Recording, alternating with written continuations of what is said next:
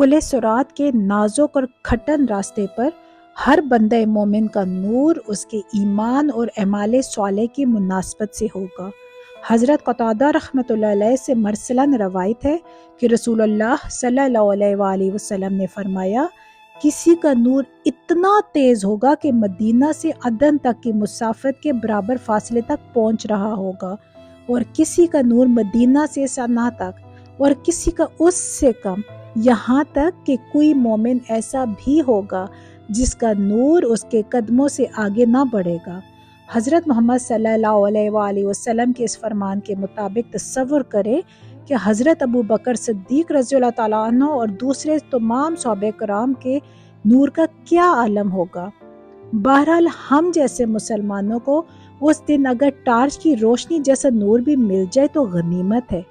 लेकिन यहाँ तवज्जो ये है कि इस दिन कुछ लोगों का नूर कम क्यों होगा। यकीनन वो ऐसे लोग होंगे जिनके ईमान में किसी पहलू से कोई कमजोरी रह गई होगी और अमाल में कोताहियां और सरजद हो चुकी होंगी। यकीनन उन्होंने अपनी इस्तादात को, अपने माल को और अपनी खुदादाद सलाहियतों को बचा बचा कर रखा होगा, और अल्लाह के रास्ते में उन्हें उस हद तक खर्च नहीं किया गया होगा जिस हद तक खर्च करने के वो काबिल थे।